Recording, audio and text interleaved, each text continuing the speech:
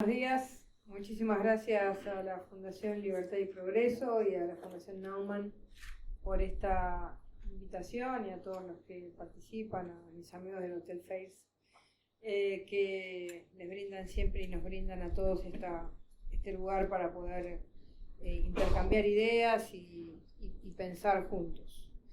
Bueno, me toca a mí exponerles de alguna manera lo que es la estrategia que hemos llevado adelante en la política de seguridad, lo que nosotros llamamos las reformas culturales e institucionales y el cambio de una filosofía que nos lleva a poder tener mejores resultados. Nosotros creemos que lo que nosotros estamos logrando en la reversión de una política de seguridad no tiene solamente que ver con que hacemos más cosas, sino con que hemos hecho una transformación cultural y filosófica respecto a cuál era la filosofía dominante en nuestro país en las políticas criminales, en las políticas de lucha contra el crimen organizado. En primer lugar, contarles que nuestro contexto internacional es un contexto internacional bastante adverso en lo que hace al continente y sobre todo nuestra parte sur, Sudamérica, donde hay una concentración muy importante de lo que es la cocaína en nuestro territorio continental. Esto ha ido en aumento. Ustedes saben que del 2013 al 2015 las áreas sembradas en Colombia han tenido un aumento enormemente importante, y esto también a nivel global.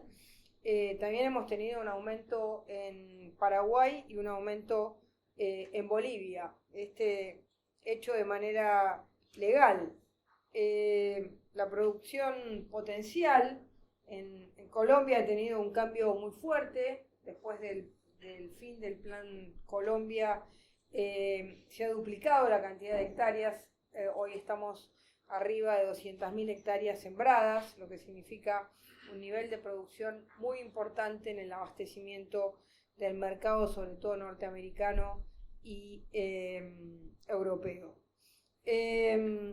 Esto conforma un sistema de rutas, también un cambio en la forma en que hoy se actúa, sobre todo en Colombia, que han pasado de los grandes cárteles y de la violencia, eso lo han trasladado a otros territorios y tienen más bien una producción de bajo perfil con mucho menor cantidad de violencia, ¿no? Que fue la característica que llevó a la instauración del Plan Colombia, a la reconstrucción de las policías colombianas con otra ética y a poder dar una batalla importante como la que dieron en su momento. Sin embargo, hoy uno mira no un retroceso en cuanto a la sociedad colombiana, que ha terminado con el nivel de violencia que esto significaba, pero sí en cuanto a la producción que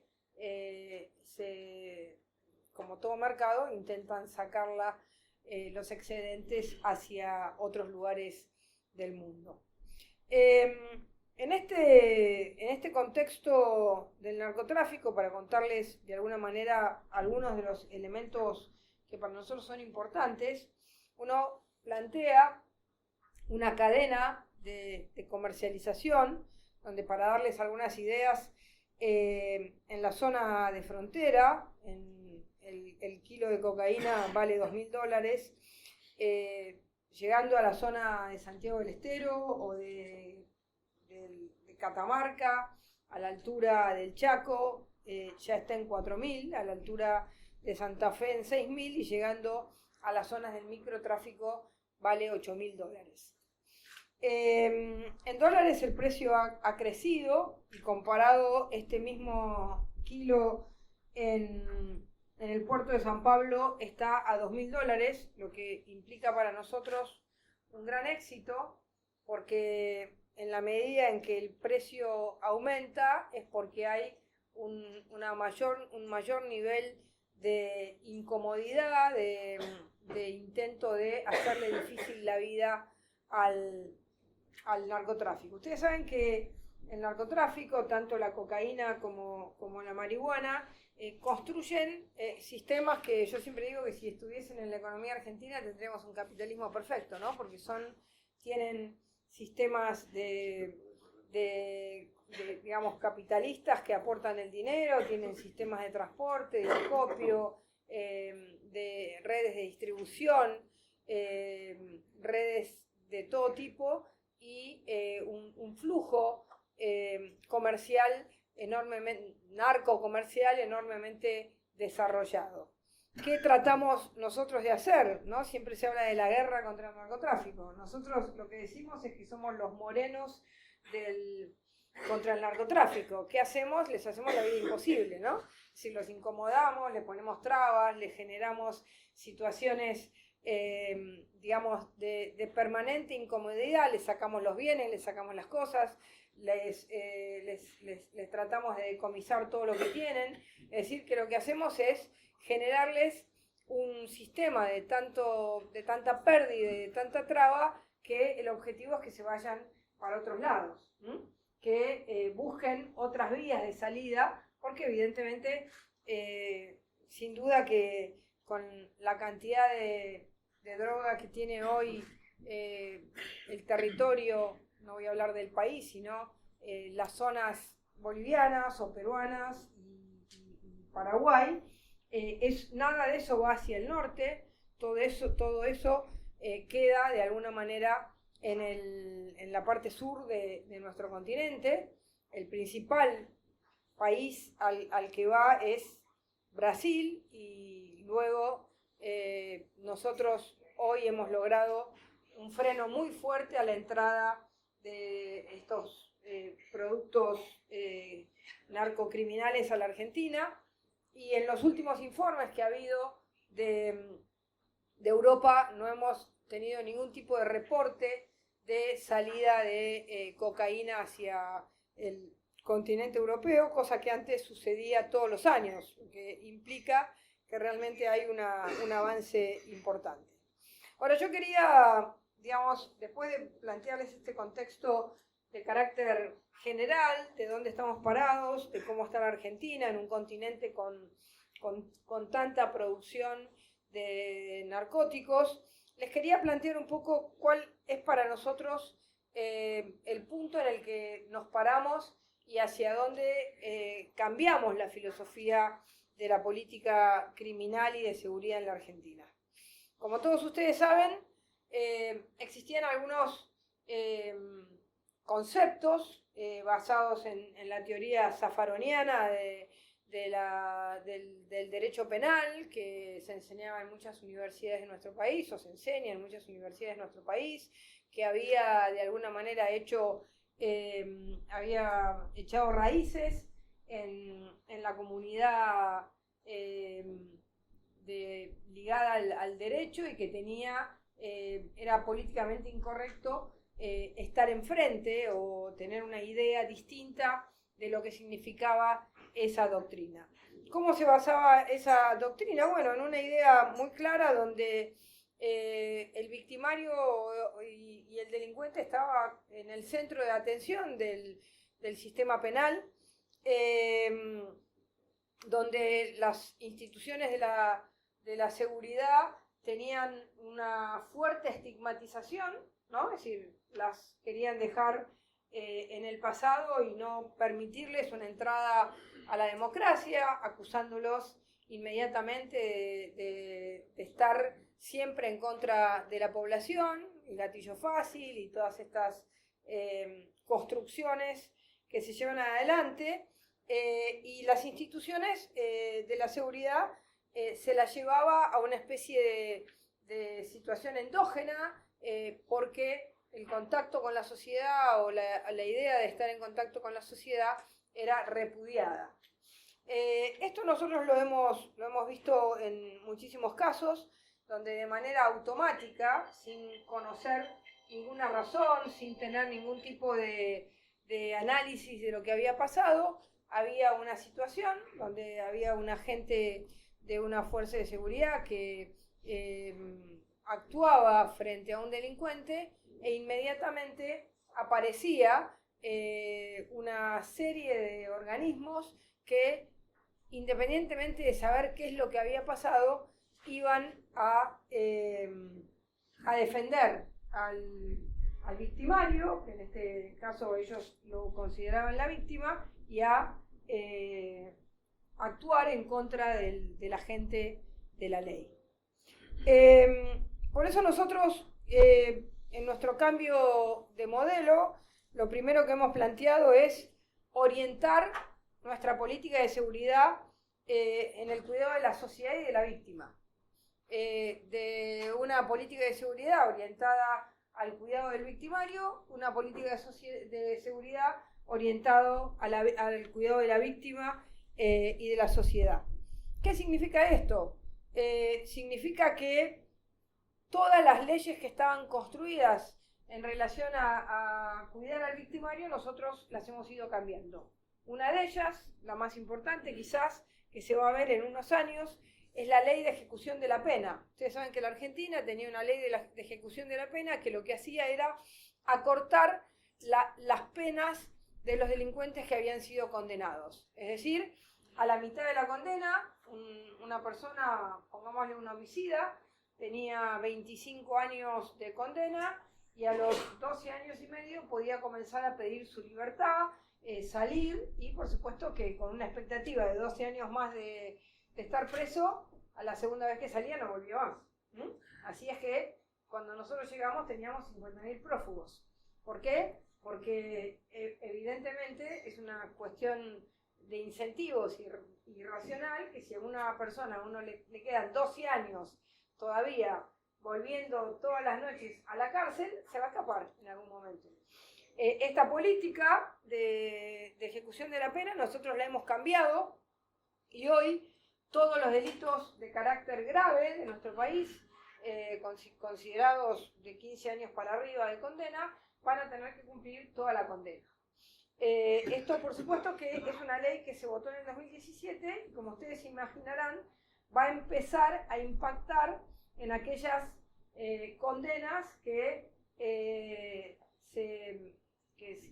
están firmes después de la votación de la ley. Con lo cual, hay unos cuantos años por delante para llegar a esa posibilidad de aplicación de esta ley.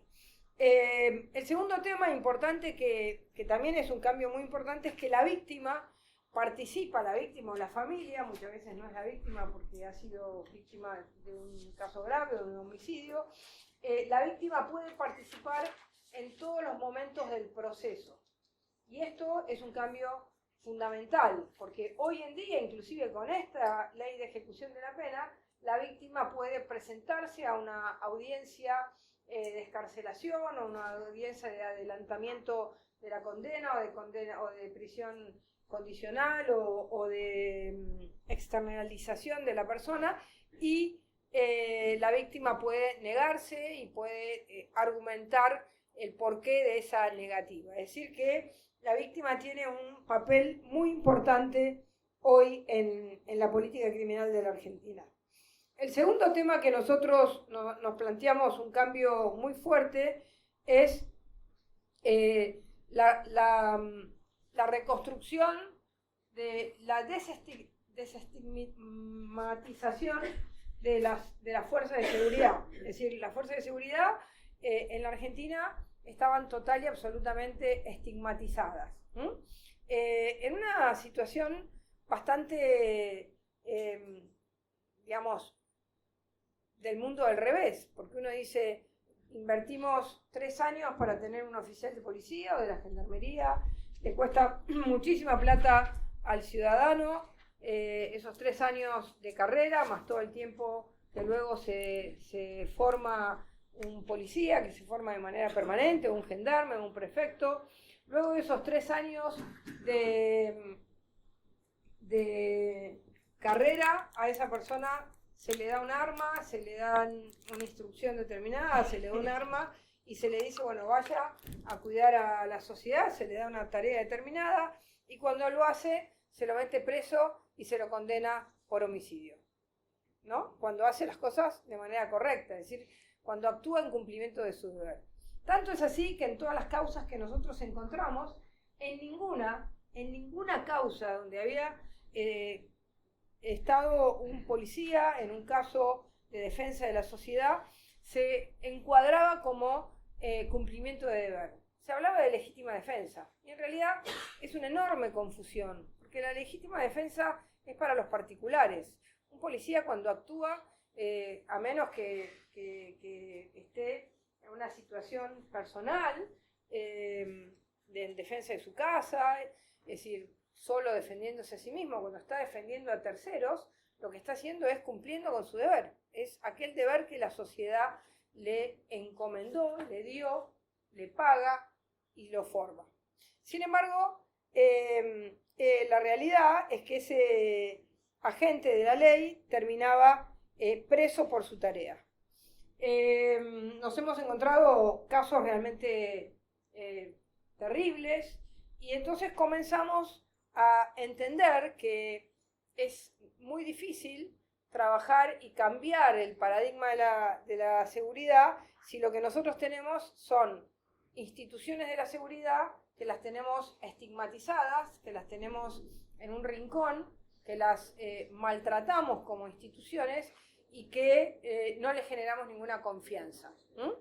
En consecuencia, comenzamos una tarea de, por un lado, ser muy estrictos en cuáles son los valores éticos que tiene que tener un miembro de una fuerza de seguridad, y además planteándolo desde la ejemplaridad de los propios funcionarios, porque si nosotros no somos ejemplares, difícil es que podamos decirle a los otros que lo sean. Es decir, la ejemplaridad de los miembros del Ministerio de Seguridad, y a partir de ahí comenzar una tarea de control, pero por otro lado una tarea de desestigmatización y de dignificación de las fuerzas de seguridad. En este sentido, lo que nosotros hemos logrado es construir hoy una confianza de las mismas fuerzas en relación a la tarea que pueden realizar, que lo que nos muestra es que esto aumenta la seguridad de la ciudadanía.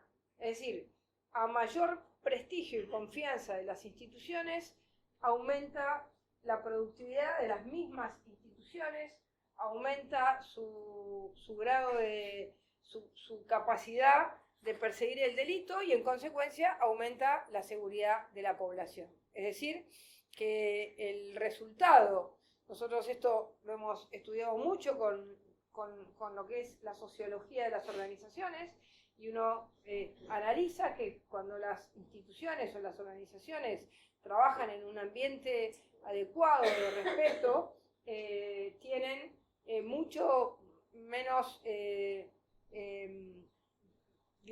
prevalece mucho menos las conductas irregulares que en aquellos ambientes desordenados, sin ley, donde no hay respeto, y donde el que conduce dice, bueno, si esta persona le va mal, a mí no me importa nada. Por eso el caso Maldonado tiene una significancia tan profunda, y así lo vivió la sociedad, y fue un antes y un después. Antes del caso Maldonado había habido muchos casos, que algún día la historia los sacará a flote, de causas armadas en torno a situaciones inexistentes, absolutamente inexistentes. Causas totalmente armadas y situaciones totalmente inexistentes. Y cuando nosotros vimos el caso Maldonado, nos dimos cuenta que lo que había ahí era una construcción, como si fuera casi una serie de Netflix. Eran capítulos a los que en cada capítulo le tenían que ir poniendo un ingrediente nuevo para que el tema fuese generando tal nivel de construcción de una ficción, que terminaba en que la tesis primera que se había planteado, que era una desaparición de una persona que se lo habían llevado en un auto, que lo habían torturado, que lo habían cortado en pedacitos, que lo habían matado, que lo habían enterrado y que la gendarmería era una fuerza que hacía desaparecer personas. Es decir, que era una fuerza sin ningún tipo de valor, que era una fuerza asesina. Esta construcción comenzó a generar un ambiente social que apoyaba esta construcción. Los hijos de los gendarmes en la escuela les gritaban asesinos, los maestros salían a los pasillos de las escuelas a decir dónde está Santiago Maldonado, los sindicatos organizaban escraches a los lugares de la gendarmería, los gendarmes eran escupidos en todos lados, a nosotros nos perseguían por todos lados, teníamos una especie de griterío periodístico diciendo que por qué la ministra Bullrich es tan dura y no entrega a un gendarme, ¿por qué no entrega a un gendarme?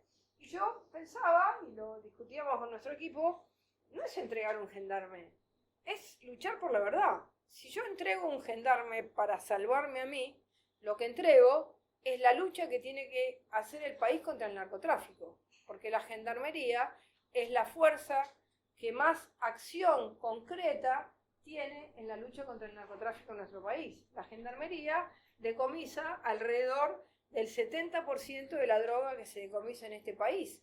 Participa de la mayor cantidad de operativos. Entonces, era destruir una institución, mandarla a ese pasado al que no pertenecía, para, salvar el pellejo de un funcionario. Y en ese caso, el presidente de la Nación me dijo, convencete de la verdad y defendela. Bueno, nosotros nos convencimos de la verdad y la defendimos, y fue un momento duro, pero creo que fue un punto de inflexión, y que dentro de unos años, algunas veces se lentifica la justicia cuando hay que seguir adelante en lo que parece políticamente incorrecto, pero todas las organizaciones que fueron cómplices de este caso van a terminar enjuiciadas. Y así lo hemos seguido y lo vamos a seguir hasta el último día, porque más allá de que ya el pueblo argentino sabe cuál ha sido la verdad y pudimos lograr un salto cualitativo en la construcción de porque ustedes saben que las filosofías o las culturas se cambian con ejemplos, con hechos, y este fue un hecho paradigmático. A partir de estos hechos paradigmáticos, nosotros logramos muchos temas de enorme importancia. En primer lugar, hoy la Argentina tiene un sistema de seguridad que yo diría que es de doble piso. En un primer piso están las fuerzas de seguridad provinciales, 23 policías más la Ciudad de Buenos Aires, 24 policías, y luego tenemos un segundo piso que son las fuerzas federales, que son 4, la Gendarmería Nacional Argentina, la Prefectura Naval Argentina, la Policía de Seguridad Aeroportuaria y la Policía Federal, que creo que la decisión de haber separado la Policía Federal en tanto fuerza federal de combate al delito complejo y de investigación de lo que es la seguridad ciudadana de Buenos Aires ha sido un salto de calidad muy importante para poder definir estos dos pisos de la política de seguridad. Esto nos permite trabajar en lo que nosotros llamamos el cambio de paradigma, que es de la casualidad a la causalidad. Es decir, muchas veces la lucha contra el narcotráfico, contra el delito complejo era una casualidad. Uno se cruza con un camión con droga, y la causalidad es la capacidad de construir modelos de inteligencia, modelos de investigación más adecuados, como para poder desarmar el conjunto de los eslabones de las cadenas que conforman una institución de narcocriminalidad. Porque en la Argentina es difícil encontrar, y ya en el mundo es difícil encontrar los viejos cárteles totalmente verticales, ¿no? El mundo del delito también se ha convertido, como se ha convertido la comunicación, son más modelos de Twitter que modelos de grandes, ¿no?, estructuras fordistas, son más bien familias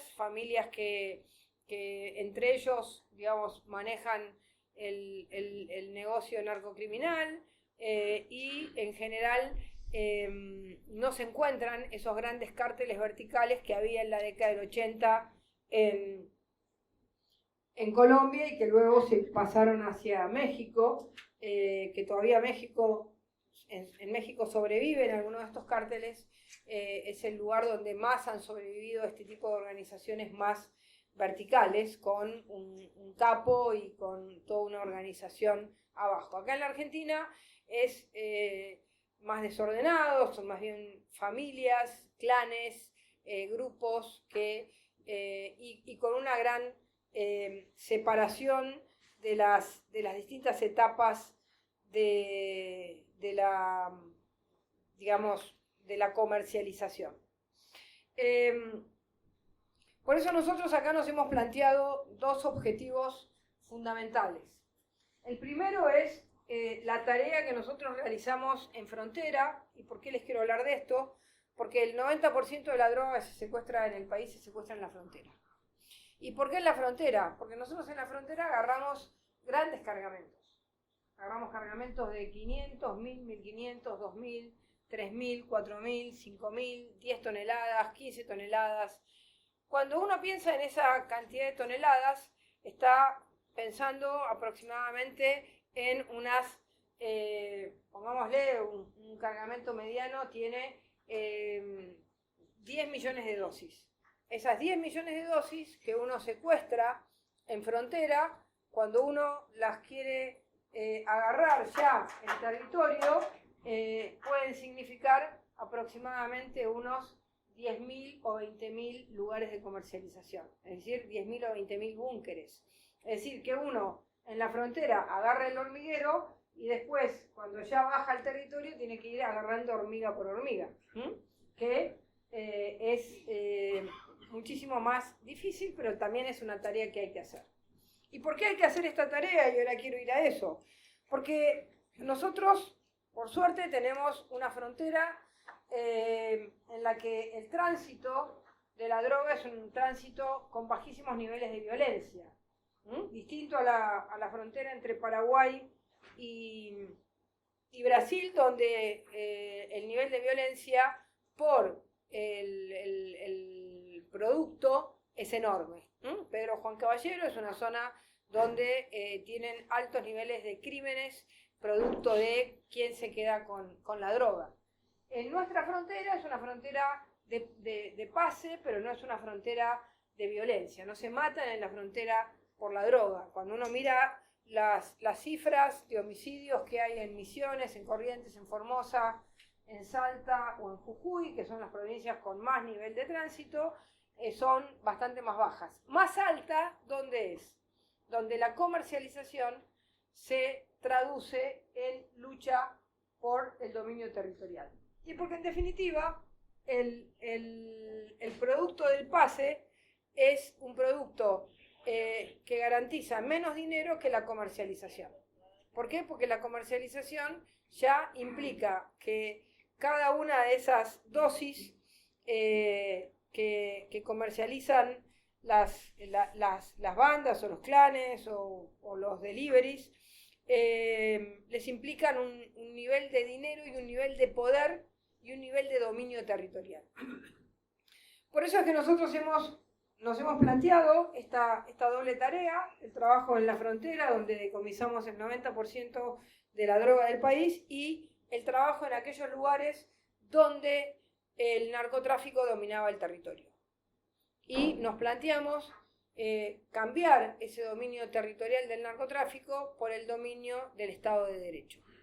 Para darles algunos ejemplos, la 1114, cuando nosotros llegamos, tenía 28 muertos cada 100.000, era una de las tasas más altas de la Argentina. La Villa 31 tenía 59 muertos cada 100.000, cuando la tasa de la Argentina era 7, es decir, que la concentración de homicidios y gran parte de los homicidios de la Ciudad de Buenos Aires se entendían por el dominio territorial que ejercían las bandas en la Villa 31 y en la 1114. Para darles un ejemplo en Capital Federal. Hoy, el año pasado, la 1114 pasó de 28 a 2, tuvo una tasa más baja que la media de la Ciudad de Buenos Aires, y la Villa 31 pasó de 59 a 7. Es decir, que la capacidad de entrar con fuerzas de seguridad legitimadas en la población y con el Estado, es decir, en este caso con el gobierno de la Ciudad de Buenos Aires, permitió entrar a cambiar el poder simbólico que el narcotráfico tenía en ese barrio, dominando ese barrio, por el Estado legal, nosotros como Estado legal, que somos los que hoy tenemos el dominio simbólico y real de esos territorios. Eso nos ha permitido un objetivo muy importante, que es que la tasa de homicidios, cuando nosotros llegamos al gobierno, era 6.6 cada 100.000, y en este momento, luego de 3 años de gestión, porque no vamos a tomar estos 3 meses que están sucediendo en este momento, está en 5.2. Es decir, que bajamos la tasa de homicidios en números concretos en 600 personas menos que murieron. Todavía tenemos una tasa de 5.2. Cuando llegamos estábamos en el 4.º lugar. Estaba primero Chile con menos homicidios, segundo Ecuador, tercero Paraguay y cuarto Argentina, y hoy estamos en el 2.º lugar. Primero Chile, segundo Argentina, es decir que hemos superado bastante bien esta realidad. Si ustedes, por ejemplo, me preguntan a mí y me dicen, bueno, mucha gente, yo escucho que dice, bueno, me quiero ir a vivir a Uruguay, que es un país más tranquilo, donde se vive más tranquilo. Bueno, Uruguay hoy tiene una tasa de homicidios de 11.8 cada 100.000 contra 5.2 que tiene Argentina. Así que algunas veces esa tranquilidad no es tanto, y las filosofías con las que se encaran las políticas tienen resultados distintos a los que uno se imagina que suceden. Lo mismo pasa con Rosario. En Rosario quizás la filosofía del gobierno ha generado que hoy Rosario, siendo una ciudad prácticamente igual que Córdoba, tenga el triple de tasa de homicidios que tiene Córdoba. Eso tiene que ver con cómo se encaran las políticas, con qué nivel de inteligencia se trabaja y con qué nivel de entendimiento de la necesidad de combatir el delito, y no de pensar que eso es una criminalización de las personas que cometen delito. Bueno, nosotros hemos cambiado una gran cantidad de leyes. El otro día Bonadío reconoció que no le tenía confianza a la ley del arrepentido, pero ahora sí, porque hay más arrepentidos que presos. Pero hemos votado la ley del arrepentido, el agente encubierto, el agente revelador, el informante, la entrega vigilada, el nuevo Código Procesal Penal, la penalización del desvío de precursores químicos, la ley de flagrancia, como les decía antes, la ley de ejecución de la pena privativa de la libertad. Hemos presentado ahora la ley penal juvenil, por primera vez en la historia, después de 20 años que se trata de discutir. El Ejecutivo presentó una ley, la reforma del Código Penal, la ley de barras bravas, y por último, que estamos por presentar en estas semanas, una ley para la toma de ADN de todas las personas procesadas. Bueno, tenemos récord en decomisos de droga. Hemos incautado hasta el año pasado 593 millones de dólares de decomisos de droga y de bienes, lo que significa un golpe económico enorme. Para nosotros golpear la economía del narcotráfico es enormemente importante. Hemos aumentado, y en esto yo les hablaba de la importancia de cuidar a las instituciones de la seguridad, hemos aumentado el 77% de la productividad de las fuerzas de seguridad, comparado con el 2015, teniendo 20.000 efectivos menos, porque 20.000 los pasamos a la ciudad, es decir, que con 20.000 efectivos menos hemos aumentado el 77%, es decir, que si le descontásemos esos 20.000 efectivos, estaríamos en una tasa más arriba, pero bueno, no la queremos hacer porque es complicado, tendríamos que hacer un análisis de productividad por efectivo. Hemos aumentado notablemente la persecución al contrabando, y en estos días hemos llevado ley a la frontera. Nosotros tenemos fronteras sin ley. Aguas Blancas, La Quiaca, Clorinda, no tanto La Triple, porque hay un puente, es más complejo, no tanto Posadas Encarnación, pero también tiene contrabando. Aguas Blancas es lo más simbólico, no hay ley, no había, ahora hay. Ahora nos va a costar aguantarlo, pero bueno. Hemos cambiado el régimen, ya nadie puede pasar de manera ilegal, hemos cortado todos los caminos ilegales y hemos pasado de un régimen de bagalleros que pasan contrabando a un régimen de microimportadores y transportistas que se tienen que inscribir y que tienen que trabajar en el marco de la ley. Es decir, que van a poder ser importadores, como aquella persona que entra por Ezeiza y que puede entrar $500 al país. Bueno, los trabajadores de frontera, como les dicen, o los bagalleros, se pueden, entran a una zona en la que la ley tiene valor. Otro tema importante que les quiero plantear es cómo hemos aumentado algunos delitos de carácter federal, que no ha aumentado los delitos, sino el combate a esos delitos. Y les voy a contar uno, que es muy significativo. En el año 2015 se habían decomisado 15.000 autopartes. Nosotros, en lo que va de nuestra gestión, hemos decomisado 22 millones de autopartes. ¿Por qué? Porque los desarmaderos están a la vista de todo el mundo. Todo el mundo sabe en el pueblo dónde está el desarmadero y dónde está el auto desarmado. Era nada más que cuestión de ir a buscarlos y de armar un sistema que permitiese que los intendentes o que la gente denunciase. Entonces, todos los días nos denuncian desarmaderos y todos los días caemos en distintos pueblos del país a desarmar los desarmaderos. Y con esto hemos bajado el robo de autos en un 14% en todo el país.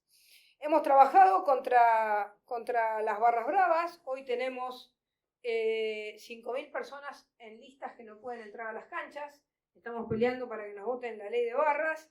Hemos impedido la entrada de 1.812 personas que intentaban igual, a pesar de estar en las listas. Y hemos tenido 521 personas capturadas con captura en los estadios. Esto fue muy, muy importante porque ustedes saben que la película argentina que tiene el Oscar, El secreto de sus ojos, de Campanella, siempre le decían a Campanella, está todo bien, pero el final de la película no te lo cree nadie. Todos creen que las personas son racionales y que entonces, si tienen pedido de captura, no van a ir a un lugar donde las pueden capturar. Bueno, yo lo llamé a Campanella y le dije, mira, Campanella, tu final es perfecto. Porque nosotros creímos lo mismo. Dijimos, el primer partido capturamos 4 prófugos. Dijimos, al segundo vamos a capturar 2, al tercero 1 y después nunca más. Todos los partidos capturamos entre 3 y 4 prófugos. Y siguen yendo. Y yo digo, pero no son racionales. ¿Cómo pueden ser que si saben que uno los va a capturar en la entrada de la cancha, siguen yendo? Bueno, siguen yendo. Es decir, que la pasión en este caso juega a favor de la seguridad. Bueno, hemos disminuido la violencia en el fútbol de una manera muy importante. En el año 2013-2014 hubo 12 muertos por violencia de fútbol y en el año 2018 tuvimos 2, que fueron casos realmente, digamos, no controlados. uno que lo mataron adentro del estadio porque lo tiraron de la tribuna, bueno, casos, pero bueno, hemos bajado muchísimo la violencia, hemos bajado el 62% de los secuestros. Les hablo de delitos federales. En el 2015 hubo 294 secuestros y en el 2018 111. Y seguimos a la baja. Y estamos trabajando sobre algunos de los delitos más importantes y que más, digamos, generan una inseguridad en la población, que es el robo de los celulares, el delito de los motochorros. Si bien no nos tocan a nosotros directamente, porque nosotros somos un ministerio federal que trabaja sobre el crimen organizado, sí nos toca trabajar en el Esfuerzo Nacional de Policía. Estamos en una tarea de nominativizar todos los teléfonos para que el teléfono no se utilice en un delito. Ya nos faltan el 10% de los teléfonos para ser nominativizados en Argentina. El objetivo de esto es que hoy en día yo llevo este teléfono y llevo 15.000 o 20.000 pesos en efectivo en mi bolsillo, ¿no? Los chicos van al Lollapalooza, se ponen el teléfono acá, sacan una foto y después cuando se lo vuelven a poner acá, alguien se lo sacó. Y se llevan 10.000, 5.000, 10.000, 15.000 pesos. Esto es efectivo rápido. A partir de esta nominativización, deja de ser efectivo. ¿Por qué? Porque la persona llama al asterisco 910 y entra en una lista de emails bloqueados, el email se bloquea inmediatamente y nadie más puede conectar este aparato. Quiere decir que con esto nosotros le sacamos el valor económico a este teléfono y lo convertimos en un pisapapeles. Que ya no se usan más, pero bueno, un pisapapeles, no sé, le podemos poner otro nombre más moderno. Porque no lo pueden activar más. Esto comenzó a funcionar, tenemos que hacer un despliegue mayor del conocimiento de la gente del asterisco 910, todavía no lo conoce demasiado, hemos estado más en la tarea de la nominativización. En el tema de los motochorros, que es un tema que también tiene mucha repercusión en la sociedad, bueno, nosotros hemos dictado un decreto. Ustedes saben que no tenemos capacidad, porque en general es municipal, ni siquiera es provincial, de un casco con reconocimiento y un chaleco con reconocimiento, pero todavía no se le animan a los motochorros. Bueno, ¿qué va a hacer? Ya se van a animar. Ahora vamos a avanzar hacia un chip bastante más inteligente, como para poder, y un trabajo que estamos haciendo sobre que no hay manera de combatir a los motochorros con los viejos modelos policiales del patrullero, sino que hay que hacerlo con el mismo vehículo que tienen los motochorros. A los motochorros hay que perseguirlos con motos, porque si no, nadie los alcanza. Estamos viendo varios modelos como para que en las ciudades en las que esto sucede, si bien es responsabilidad de las ciudades, nosotros estamos ayudando a la construcción de una idea distinta de trabajo, y estamos analizando algunos modelos. Para terminar, decirles que cuando nosotros llegamos al ministerio no teníamos estadísticas. La última estadística había sido del año 2008. Reconstruimos las estadísticas del 2014 y del 2015 en algunos delitos. Fuimos a las Naciones Unidas, presentamos nuestras estadísticas y nos sacamos una letra C. No era la mejor, pero de la nada teníamos una letra C. A partir de ahí comenzó todo un trabajo en el Ministerio de Seguridad con los directores de estadística de las 23 provincias y la Ciudad Autónoma de Buenos Aires. Hicimos un trabajo de homologación de las estadísticas, de modelos estadísticos comparables en todo el país, y fuimos en el 2018 a las Naciones Unidas y nos sacamos una letra A. Así que hoy tenemos estadísticas de las más confiables. Ahora nos agrandamos un poco y queremos que nos comparen con las A, porque cuando nos comparan con países que no tienen buenas estadísticas, nuestras estadísticas nos juegan en contra, porque la buena estadística marca más la realidad del delito que aquel que tiene mala estadística, que en general lo que hace es esconder una gran parte del delito, porque el delito tiene una parte del delito que se contabiliza y otra parte del delito que se logra con encuestas de victimización.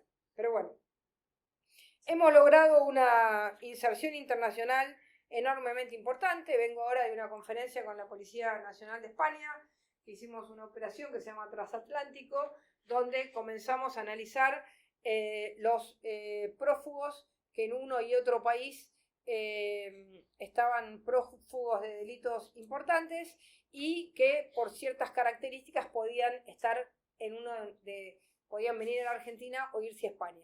En 6 meses recapturamos 35. Pero estos 35 son parte de los 8.600 prófugos que recapturamos desde que estamos en el gobierno. Nos planteamos ir a buscarlos, nadie los buscaba. Ahora lo estamos buscando el Gordo Samit, pero bueno. Ese se fue a un lugar sin extradición. Y la verdad es que eso fue un tema importante.